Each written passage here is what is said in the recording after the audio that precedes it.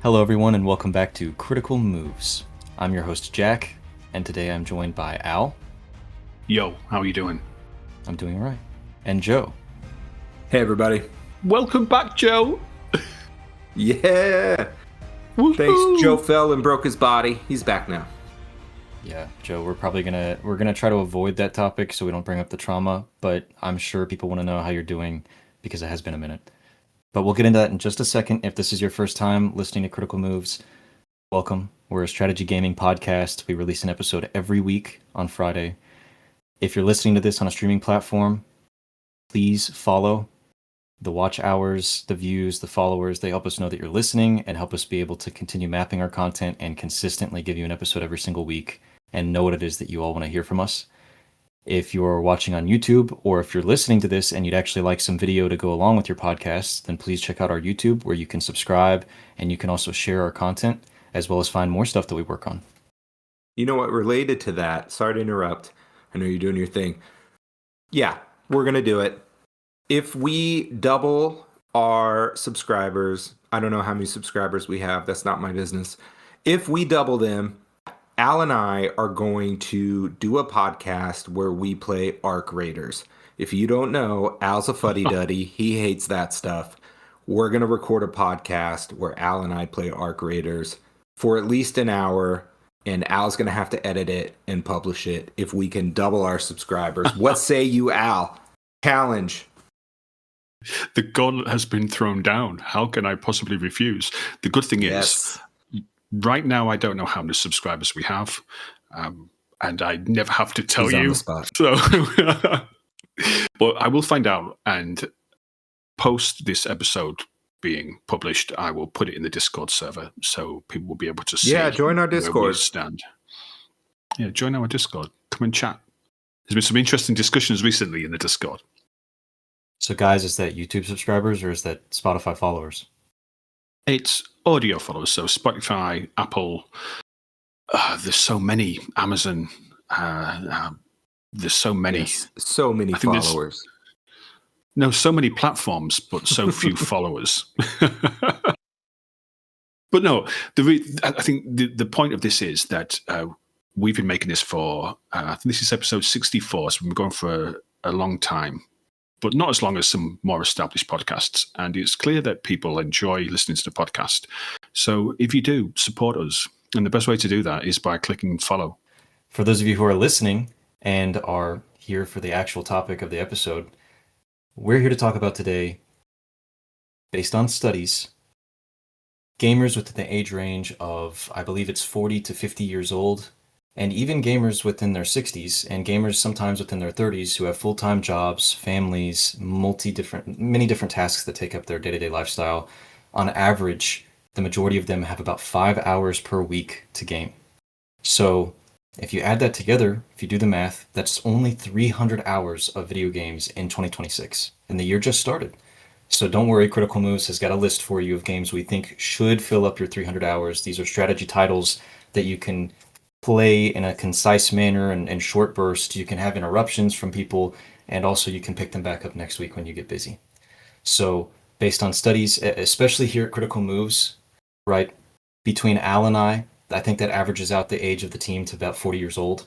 So I would say that we have a pretty good wide range variety of ages here where people could kind of come together and throw in their ideas. So Joe and Al and I are going to present to you our list for the best games to play if you've kind of got a complicated and complex lifestyle that only gives you a few hours a week to play. So I'm going to start with you, Al. I know it's hard for you, particularly with all the stuff you've got going on, the age, the declining health. So how do you manage to find time to play games, and what strategy games would you recommend based on your experience? Joe, where did he get these balls from? Declining health? You've been letting him reign free for too long, dude. Somebody needs to remember who's in charge here. Puberty's been hitting hard. Okay, child. My initial thought was going to be Stellaris. However, I've had a last-minute change of mind, and I'm going to say that the game that everybody should play for, if they only have 5 hours a week, and I do understand this, everybody has jobs families' commitments, especially strategy gamers who tend to be slightly older, or children like Jack, but they tend to be slightly older and have many more commitments. The game I'm going to choose is Empire Total War. Whoa. And the reason I'm laughing is because I was having a conversation with Jack just before we start this episode, and Jack said that on, I think it was episode 62, he wasn't very happy with his audio quality. And he's blaming Empire Total War for that because I suggested he plays it. How did you find the game? Well, there was a conversation on the team with the upcoming announcement of the Total War franchise, and after that had passed, and I had seen their announcement for Medieval 3, and this was also before the Game Awards where they announced their Warhammer game. I was like, hey, I haven't actually played any Total War games. I'm aware of the franchise, huge fan of the composer, stuff like that. So what Total War games would you recommend? And Al got back to me with Empire Total War. So you know what? I bought it while it was on sale. I played it for a few hours, and unfortunately, there's a setting that caught my interest inside the game's main menu where it actually does, similarly to modern games, how they do like a graphical scan of your GPU and your system hardware to determine your best graphical settings preset. It had that for audio, which I had never seen before. And me being in my field, I'm like, this is interesting. Let me do that. Anyways, my mic has sucked since then. It has actually destroyed my microphone. I don't know what's happened. I'm blaming Empire Total War. It worked fine an hour before I played the game, and then ever since then, everyone I talk to on Discord asks me to turn down my volume or stop yelling, or I don't know. It sucks, and now my audio sucks on Critical Moves. But interesting choice, Al. You're going to choose a Total War game for somebody with not that much time to play. Yes, because I think it's a game that you can, and I think this is the kind of the thing. This is maybe why I didn't want to choose Stellaris, because it's far more complex. Total War is a much more arcadey strategy game. It sits perfectly in it sits within the niche of arcade and complexity without being either of them. You can invest thousands upon thousands of hours into Total War. Of course you can. But nowhere near as many as what I was originally going to go with, which is Stellaris. So I think that it is a perfect game for you to be able to play for a few hours. You need to go and make tea for the kids. You need to go to work. You've got to please your wife or your husband. And you can come back to it and pick it up again straight away. And there's just so much to do. It isn't just a grand strategy game in terms of where you're managing an empire and you're exploring the map and you're setting up trade and diplomacy, but there's also the real-time battle part of it as well. So I think it's there's many facets to the game, and the reason I chose Empire in particular is because it adds what I think is some of the best naval combat in any game, really, and certainly the Total War games. Not only that, it's on iPad, so yes, it is even more accessible than a lot of other games. So if you really are looking for somewhere you can be like, oh no, the kids are coming, let me put this down, let me pick it right back up, iPad game. That is a fantastic point to raise, Joe, because I'm almost exclusively a PC gamer, but I do have an iPad. I'd have to go and get it fixed because the kids broke it. But I was like, one of the reasons I would maybe go get that fixed is because Empire Total War is on there. And I think it was maybe 4 or 5 months ago, they released a DLC just for the mobile version, just for the iPad version, with 44 new factions, 14 new ships. So you can actually play it on a different platform and experience a different version of the game. So why the hell not? I mean, you seemed a little bit wary, Jack, when I mentioned Empire Total War as the game that I would choose, almost as if you didn't think that would fit the bill for what we're trying to achieve here. Sure. Yeah. I guess to answer it in order, originally we were going to say Stellaris, and I was going to challenge that too. And I guess the impression I get off the top is that for Empire Total War, I suppose you would say I find it complex, but not. You're right, it is arcadey. I think in retrospect, hearing your points, I think it's somewhat fitting. I would say that on the surface, though, it's kind of like Stellaris, where if you had to go a week without playing it, you would be confused about what your previous plans were for movements and the last thing that your enemies did. But I would say, in general, right, it's kind of like Stellaris, but with far less menus. It's not nearly as grand. So there are certainly menus that go from individual towns or forts where you can build troops and things like that, but it's not something like Stellaris where you're building engines within menus that require you to remember what you were doing beforehand to keep a notepad if you're going to go a week without playing it and remain invested in your game in the first place. Uh, for me, the game I would suggest would have been City Skylines. I think across so many different Paradox games, I think across so many different simulation games, City Skylines kind of has two major ways to play it. You're either one of those people who gets really into simulators, and so you do keep a notepad, or you pre-plan, or you're imagining it while you're at work, and then you actually map out a city based on real fundamental complex, like existing rule sets for how cities are formed in real life, and you try to make it as realistic as possible. Everything is super intentional. Or for someone with such little time to play a game in 2026, you could play it like the rest of the world does, and you play it casually. The enjoyment of City Skylines is seeing how you, as a person, given the tools to just develop a city quite quickly, how it would organically form based on the problems that you face for your city or what's realistic and practical for you to use the systems in the game. Are you talking Skylines 1 or Skylines 2? I think City Skylines 1, as much hate as we give City Skylines 2, City Skylines 1 is actually simple enough with enough right out of the gate cheats and also notorious problems. I've never encountered this, but I've heard things like if you actually don't play with unlimited money, at a certain point, the game almost always works against you, which I've never encountered that, but I've heard a complaint consistently that like if you don't actually use the unlimited money cheat, the game eventually creates enough deficits that it's just impossible to maintain your wealth. I don't know if either of you two have ever experienced that in your time playing, but I just think the City Skylines one in general is a lot simpler, actually. It's probably on the surface a lot simpler, but due to having a much more dedicated or comprehensive modding scene, it's actually more complex, I think. And I think that there's more DLCs for City Skylines 1 than there are in City Skylines 2. And the DLCs add complexity. The Industries DLC, for example, gives you oil or forestry dedicated industrial zones. In terms of complexity, City Skylines 1 can be more complex. But one thing which I think would be really useful for people to know about City Skylines 1 is probably something which people don't do, which is the scenarios. So if you're thinking, well, I don't have time to start with my first fledgling town and build it up to be a megalopolis. Is that how you say that word? Megalopolis. Yeah. Okay. I think that's how a British person says it. How would an American say it? I've just realized I'm outnumbered for like the first time ever. We call that London. Okay. Yeah. The village of. Yeah.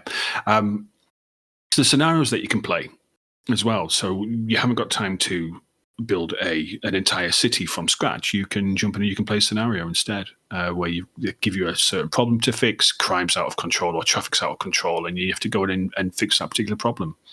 That's I guess another, when you talk about casual gaming as well, you could just go, right, well, there's a pre-prepared city, I've been given a task, I'm the new mayor, I'll go in and I'll fix that problem.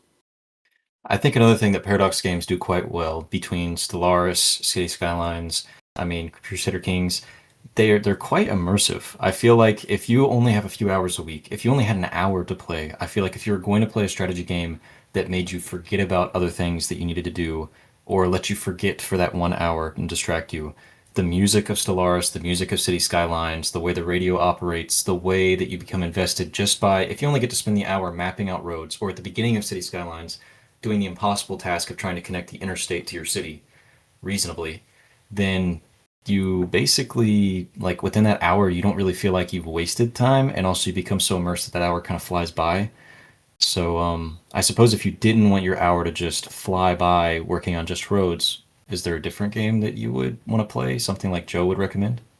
Well, just before you go, sir, I think that's a little bit counterintuitive, isn't it? Though you're talking about immersion, and you're talking about being able to just pick up something and play it for an hour and then drop it. And immersion is the kind of thing where you look up and suddenly the sun's rising. That's true.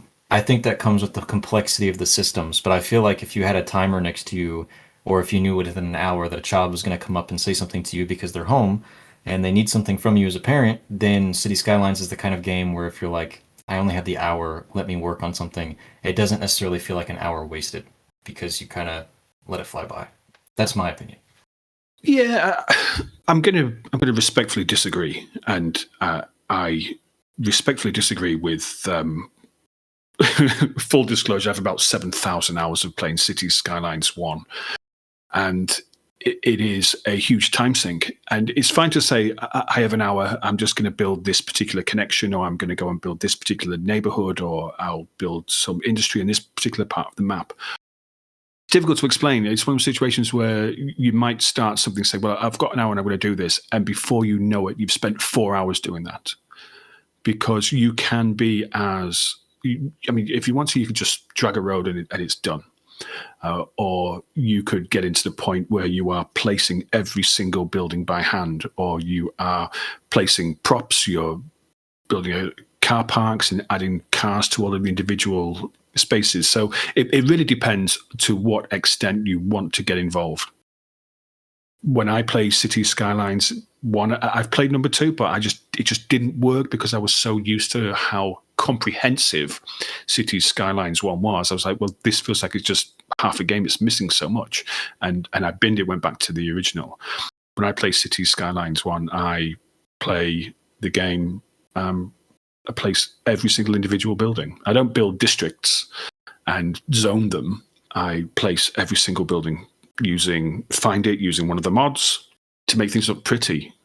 That's why I play it. I want it to look pretty.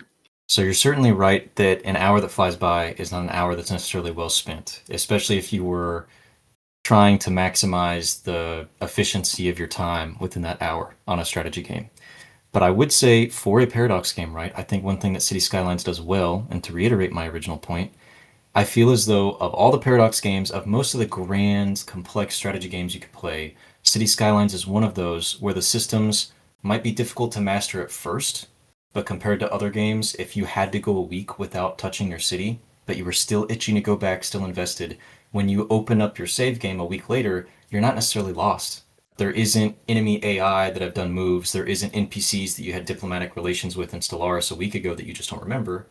For City Skylines, you kind of come back and you see the development of your city, and then it doesn't, you can't necessarily make a wrong move. You can kind of look at all the pieces in front of you and then say, oh, well, I know which one is still makes the most sense. So that would be my original point for someone who needed to play a strategy game that kind of felt rewarding over time. City Skylines is easy to pick back up from the same save file. Mine is kind of a city builder, kind of a 4X, can even be a role-playing game. It depends on your perspective, really. I'm going to suggest a game I've been championing for a while now, Dwarf Fortress. It is the perfect, I only have a few hours this week, what am I going to do game. For those of you that don't know, you're in charge of a colony of dwarves, and what you do from there is entirely up to you. First thing you need to do is start a game up and build a world. Now, you might actually take your first hour session building your world and designing your little dwarves to be perfect little dwarves for you. And then you start the next session. And the next session, you may start building your little base, your little city. And quickly, within a few hours, the game becomes what I like to call an ant farm game, where you're just watching your little dwarf ants milling about, doing their thing. And it's not too hard to jump in and out, I've found, right? You can sort of reassess where you're at every time you jump in, and you can set little micro goals for yourself and have a nice little time. You really can. You can set your dwarves to world domination and do it little by little, day by day, hour by hour, and you can have a nice little time trying to take over the world with your little dwarves, or you can just decide that you want to raise chickens. You can actually do that, or something like that, whatever it is. I just read an article about a gentleman who decided to try to breed the biggest rabbits he could within Dwarf Fortress. You can do, the scope is limitless, but you can also go as small as you want. How long does a typical session last? because we're talking about games that you can pick up and play, and of course, I've mentioned Empire Total War, which is a campaign can last for months, and Jack's mentioned City Skyline, where it's a game which you could work on one city for years. How long does a typical session of Dwarf Fortress last? Dwarf Fortress has this saying where they say losing is fun, because inevitably you're probably going to die, because a lot of players can't help but dig deeper and build more things, build more weapons. The more wealthy your fortress gets, the more the rest of the world starts to take notice of you. And eventually, goblins, necromancers, ogres, whatever, they're just going to keep attacking you till you die. So it really does depend. It depends on how good you are at defending yourself, how long the game lasts, but it's unlimited, and how long it takes you to get bored. Not everybody likes the ant farm part. Some people will build up, and then once they're big enough that they feel safe, they don't want to play anymore, if that makes sense. Although you're never safe. But it does make sense, yeah. Haven't they made some recent changes to sieges as well? They have. Now it's harder to be safe, really. They have made it so the people attacking you will show up with battering rams, ladders, picks. Like, there's stories of trolls showing up with the goblins, and the trolls will dig right into your base. And so it used to be that a player could dig down really far and just cover the top of the hole that's the entrance with like a hatch and lock it, and you'd be safe. But now they'll just break open the hatch. So they've done a lot of stuff. So now what people do is they make flood rooms, or they'll make magma rooms and flood a room with lava once the invaders get in there. They set all kinds of traps. What I like to do is I like to train animals that I catch in the caverns and just leave all my trained animals in the entrance. And so, like giant rabbits. No, a lot of cave dragons, all kinds of crazy stuff. War elephants, and I just put it all in my kill room and make them have to go through that. Leave it wide open so they don't even try to dig into my base. They just run right through my kill room. Jack, have you played Dwarf Fortress? I played it for a few minutes. I did not get very far into it because initially, like, one of the things I was going to compliment for Joe on this suggestion is that Dwarf Fortress is a very log-heavy game. So it's just one of those games that's simulated in a way where they make it accessible for you to just kind of scroll back and see what has been simulated in the world in what order. So if you did have to go a day without playing, or 2 days, or a week, and you kind of forgot what the last few things that happened were, you can just read back on like a little wiki in the game and then find out like, oh, that's right, I did have like half my population died to a disease. I forgot about that. I thought it was empty. I did just get invaded by a werebeast. I did just discover platinum. I just built this. Like, you can see everything that's happened. Absolutely. That's true.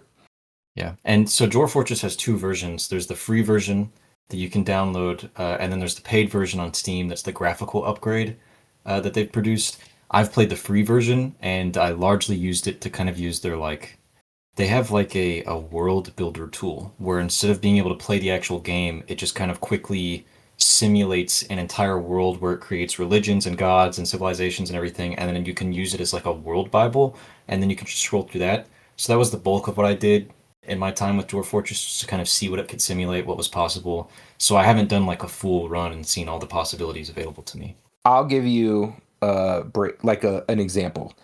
In my world, at some point, I got an immigrant that was actually a vampire. I didn't know it. All of a sudden, twice a year, my dwarf started dying, right? And I couldn't figure it out who it was. Finally, I looked through all my dwarves, and I found this one dwarf who had all these skills, all these abilities, and I was like, this has to be the guy. And so I sent him on a suicide mission to a giant goblin fortress, and he died. And my people stopped dying. And then I went into what Jack's talking about, Legends mode, and I read through his entire 250-year history of being a vampire. And I found out he was cursed by a god, and he was a vampire for 200 years before we discovered him and sent him to be killed by goblins in a fortress. And it'll simulate all of that in a matter of minutes. And lots of people just go through and read. It's called Legends mode. They'll just read the legends. So could you play a full game in an hour? I suppose you could if you were bad, but could you play a successful game in an hour? No. I mean, it depends on what your success is, but no, not even close. But you could play a successful game over a month in 20 hours, where you just jump in every day. So I think it's quite interesting that we've come to this with the idea. Okay, we're talking about people with limited time, and nobody's suggested that they play an RTS game. Where no one suggested Beyond All Reason. That's probably because Tim's not here, of course. But using Beyond All Reason, for example, so every game's an isolated incident, I guess. Whereas all the games we've picked out are ones where there's a campaign, there's longevity, there's a sequence of events or occurrences which have happened, which you need to keep track of. Should we have really chosen 3 different games? Should we have chosen Beyond All Reason, Supreme Commander, and Broken Arrow, for example? Would that not have been a much more sensible way of approaching this? I just tried to suggest games that I thought you could jump in and out of without too much hindrance.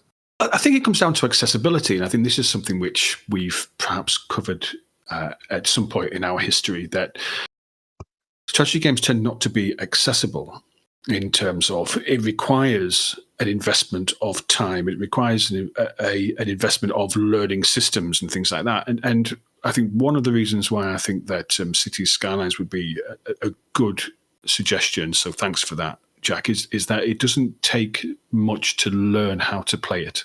You build a road, you zone, and you're away. And then from there you can build in the complexity, but you can really surface skim on Cities Skylines and get away with it. I suppose to a degree, Empire Total War can be the same, because you could just go on and you could play a custom battle. You don't have to build an empire. You don't have to get involved in the grand strategy elements of the game. You don't have to play as Great Britain and go and conquer India if you chose not to. You could just say, right, I'm going to play a siege battle tonight and have lots of fun blowing things up and cavalry charged in the infantry and things like that.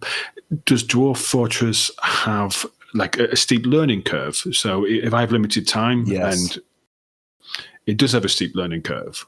Absolutely. But I've said this before, they did bring in a tutorial. So the tutorial's pretty good. You could play through the tutorial in about 30 minutes and feel like you can at least continue with your game. There's a lot you won't know, but you can figure it out as you go through. Because for the other 2 games, I didn't have to think, well, I need to go and watch a YouTube video on how to play this game before I could play it. Because and I think Creative Assembly are an excellent, well-experienced and well-regarded developer, and Paradox are as well. So I guess we expect that quality from them. I think they are quite fantastic when they're not breaking audio equipment. So, I mean, I agree, right? Like, I think in general, at first I would have disagreed. Like I said earlier, Empire Total War just seemed like a more complex answer. It seems like while it is arcadey, it's less complex than something like Stellaris, or God forbid, like Europa Universalis, or God forbid further, Victoria 3, which is like impossible to learn over multiple sessions. It feels like it might take a YouTube video to learn how to play Empire Total War, but it would probably take a YouTube video. So if you dedicated your first hour to that, you would have an extensive game with tons of time and different ways to play it at your hands. When maybe the same thing for I would suppose Dwarf Fortress. So maybe I would disagree with you a little bit on just how easy it is to pick up Empire Total War, because it wasn't something that I felt like I understood intrinsically. Like if I say picked up City Skylines or something else, I might suggest like Mountain Blade, because I think that the systems speak for themselves a little bit better. But Empire Total War, I think, is just because of the veneer or the aesthetic of what the game looks like when the way its systems operate. But I think that after you invest an initial hour or two, it is something you would understand and be able to pick up and play, like you're saying. This could be wrong, but it almost feels like complexity is relative. So you played Empire Total War, and it was the first Total War game you played. I played Empire Total War having put thousands of hours into Rome Total War and Medieval Total War, so I knew how the game worked. I knew there was settlements, I knew there was armies, I knew there was a turn-based campaign map, and then there was a battle map. And once you've played, especially between Empire and Rome, once you played a battle in Rome Total War, it was the same systems and the same UI and the same methodology was employed to play the battle in the other game. And then when I played Empire, it took it a step further because it's the age of gunpowder, there's cannons, there's line infantry. So it changes the way that the battles take place. But the actual systems in terms of lining up your troops, charging, retreating, formations, flanking, so it all felt very familiar. So I didn't have to resort to, well, I don't know how to play this, because I already had those core skills from my previous experience of Creative Assembly titles. So I guess, yeah, if you've never played one of these games before, then it's probably much more difficult. I mean, that sounds really obvious, but it's kind of only just occurred to me that, well, actually, I understand why people might struggle to play or might struggle to understand why they're doing certain things and why certain things happen on these games. But to me, it just seemed like a normal thing. And of course, I mean, when I played Medieval, the original Medieval, that was my first Total War game. And that was, 2001 or something like that? Did YouTube even exist then? You know, if it did, you wouldn't have been able to watch anything in any great quality. So you had a manual. I mean, remember those? You might not. Joe probably does. You had a manual. You would go to the shop and buy the game because there was nothing on digital download for that particular game. And on the bus home, you would read the manual. How do I play this game? And that was part of the charm. And I guess you don't have that now. People expect this immediacy of entertainment. And you're right, perhaps Empire Total War wouldn't offer that immediacy if you didn't have the experiences of playing previous Total War games. I think that could raise an entirely different, interesting discussion that we're not going to have to get into today. But it was making me think, right, like from your perspective, having played playing Total War further back, I should say, before later entries, you're saying that the core gameplay remains the same. I would have thought the opposite. I would have thought, like, imagine if we were 5 City Skylines in, right? What seems like what I was suggesting was surface level and accessible from the start, especially as something that people kind of interact with or consider on a day-to-day basis, like the structure of cities or where things are, where they think about where their jobs are versus their homes, especially for American or European cities. It doesn't matter, right? Like the point is, it seems accessible because it's something we interact with. But imagine if we got 5 City Skylines in, you'd probably start to see how do they make these games more complex? Is it on the back end, or when you boot up City Skylines 5 in the future, is it immediately more complex and less approachable because they had to put the complex stuff kind of at the beginning to appease the people who are looking for innovation in those kinds of games? So, like, it's not super relevant to exactly what we're talking about now, but it makes me think when you're talking about complexity as like a subjective thing, it's relative, right? Like, you're right. To me, Empire Total War seems like this insurmountable thing. So I would say if somebody only had an hour or two a week, it wouldn't be my first suggestion. And I probably wouldn't have thought of any Total War as my first suggestion. But I would agree with your points that once it's something that you kind of understand, or if you've ever played a Total War game before, Empire Total War in particular has really good systems like the naval combat, something that people have still been asking for to return in some shape or form or be innovated on, like with Warhammer coming up. There's also the intrinsic part of the size of the map, the way it handles, like the veneer I talked about before, the way the system seems more complex because of the particular Total War game you're talking about, it being all of colonial civilization at the time. So that being said, I would agree with you on those points.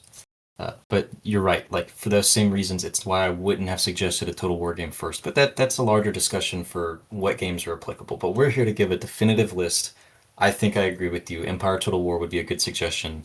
You liked my suggestion for City Skylines, and we appreciated Joe's for Dwarf Fortress. Earlier, I actually suggested Mountain Blade, specifically Bannerlord, I would say.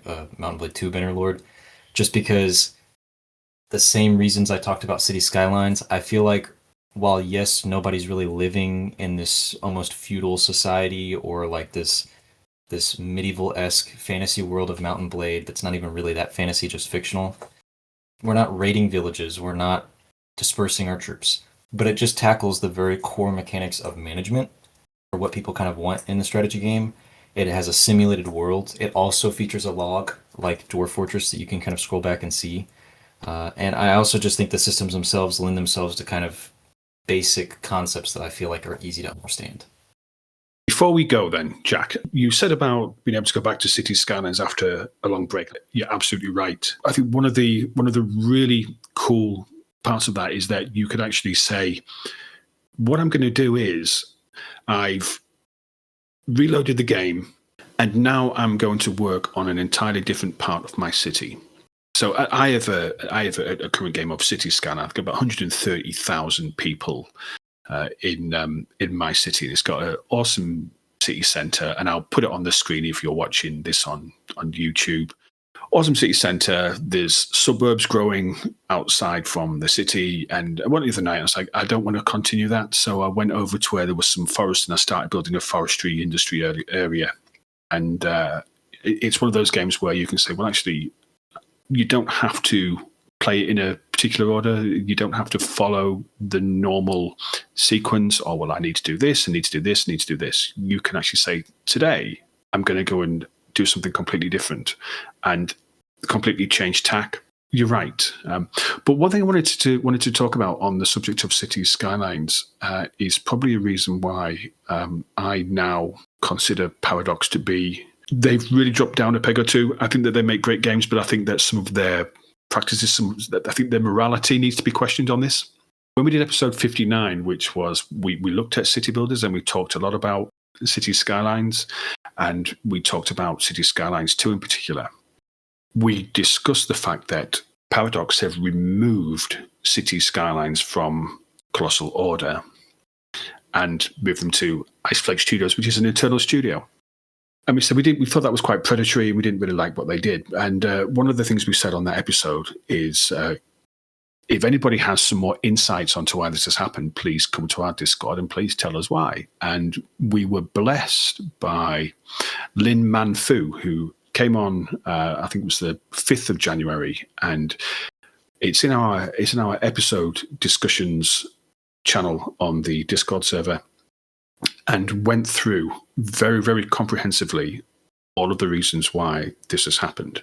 One thing that really stood out of this was they said there's a sort of cosmic irony in that Colossal Order's fate was sealed by city planning factors.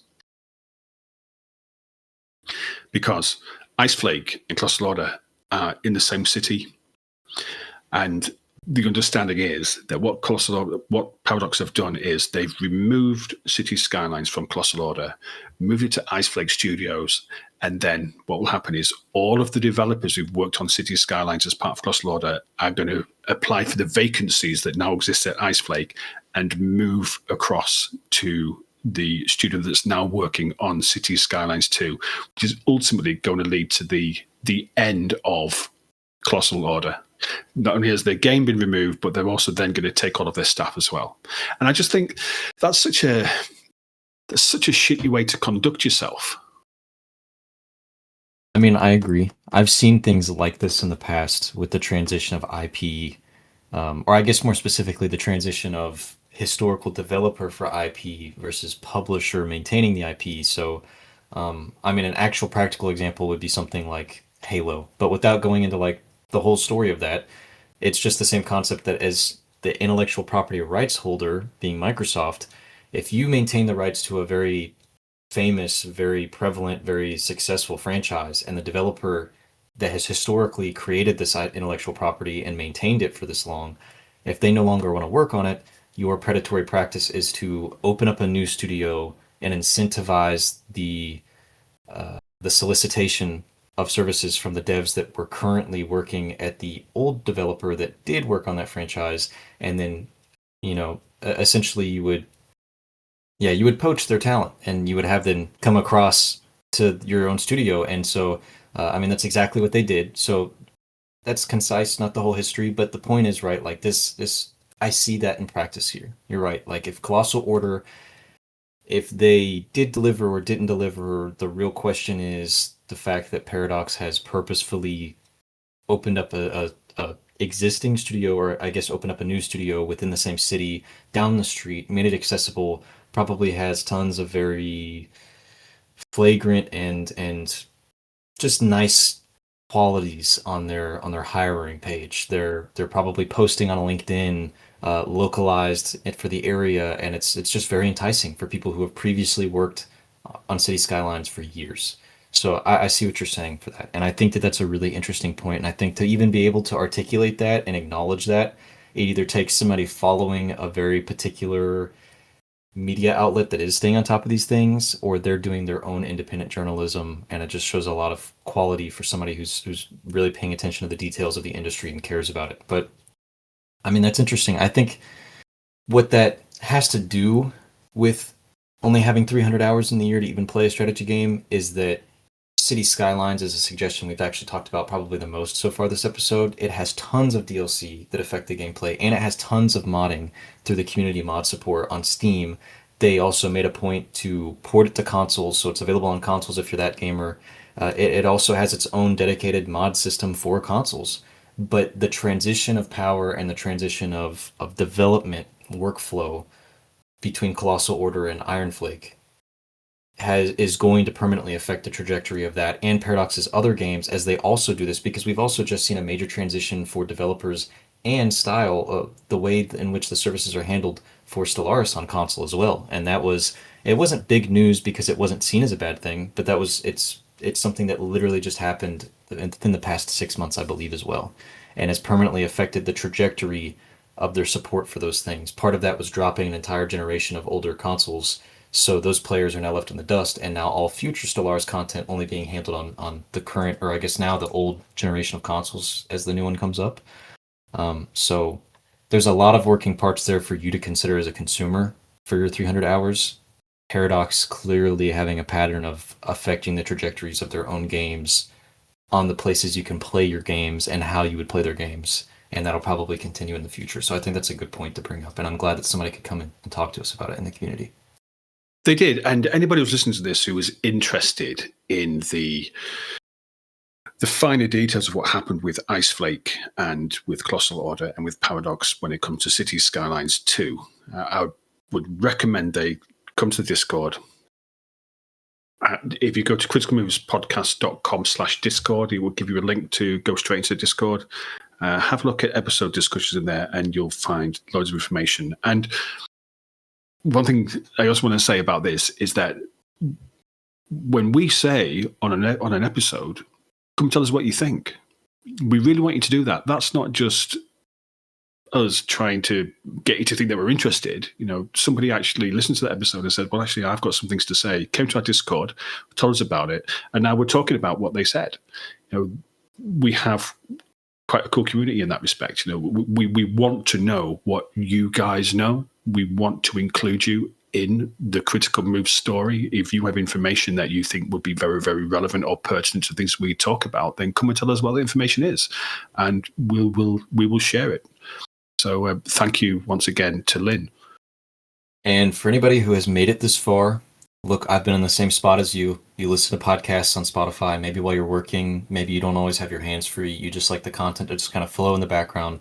If you've made it this far, and if you're regularly tuning in on Spotify or one of your own streaming platforms, and you see our podcast listed on your homepage as recently listened, make sure you're following us, because it doesn't actually update you to let you know which episodes come out when, doesn't remind you when they drop on the right hour for the day they're supposed to come out, unless you're actually following and you've got the notifications set. So make sure you're doing that so you can actually keep up to date with Critical Moves, because we're sitting here on episodes bringing up the things our community members are talking to us about, because it's important to us and it's actually moving forward the conversation for strategy games.